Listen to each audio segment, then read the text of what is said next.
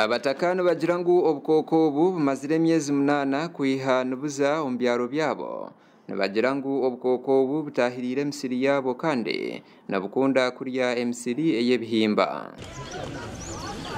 Dufite ikibazo cy'ibisimba. Ibisimba bisi byadutse byateye ubusimba bw'umweru buri kugera mu bishimbo bugapfukira bukarya mbese umuntu agafuhirira rero dagara ryacu risanzwe. Koronari Ngaruye mukuru w'entebe ya kabiri ahabwa Gitenderi yagira ngu bashoboyirwe nibetenga gavumenti ebahereze endege ziri kwija kufuhirira obukoko obo. Babaye bashobora kutuzanira indege bifuhiririka ikaba yakwicira ibisimba nangwa kuduha umuti wo gufuhiriza n'amaboma gacu gasanzwe. Ibyo byose twabyakira rwose. Abaturage bashoboroyire ngu obukoko burugire omuri Rwanda kandi bagerezeho okubufuhirira konka byona byabe byabusha. Flies which are white, they came last year, but they were coming from Rwandan side. They came here and destroyed our crops, and now you can see in these beans they are destroying our beans. Ikindi ni ibishimbo kuko nabyo biri kwenda kuba nk'umuhondo. Ibishimbo byarapfuye, twarafuhiriye, twafuhirira rukaguruka, twarangiza rukagaruka nta bishimbo kubwo urusimba rw'umweru sinziyo rwaturutse. Peter Nkurunziza ashoboroyire ngu obukoko obo nabweshereka omunsi y'amababi ag'ebihimba nagira ngu neburya ebihimba bwanyuma ebihimba bibura ako kurya ekintu ekibera rikirize. They are lingering around beans and they are destroying beans. On a reef where they go, you cannot the flowers cannot come.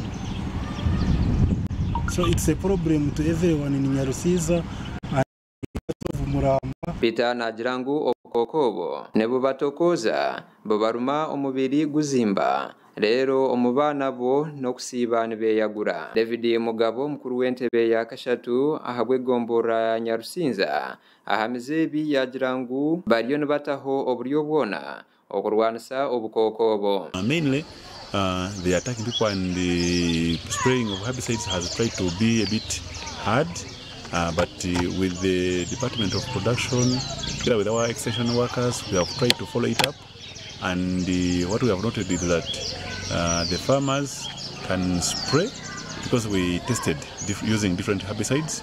Emirimo erukorerwa kabukazi eyokushubura obutunguru efire ahabo kugira ngu obukoko nabubarusya kandi omukatare aka taruho okujwara ebijwaro ebyakeneke ohireho obukoko obo nebetomba itirane ngudombi omukicweka cyabo.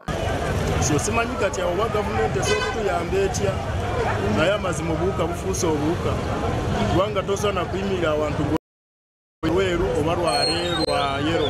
Ebihingwa twine byingi ebitunguru tuyone tusarura bonga mwene motoka zo zituberire obahati wareba uko byemerire emotoka zo mwene no kurwanangana bonga twine suga ahubwo bari kugira ngo barinde kwenda kugukora.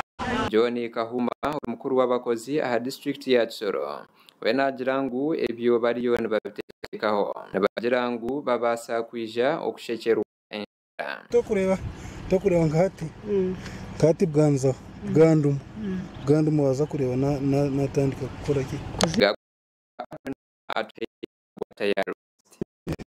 when it's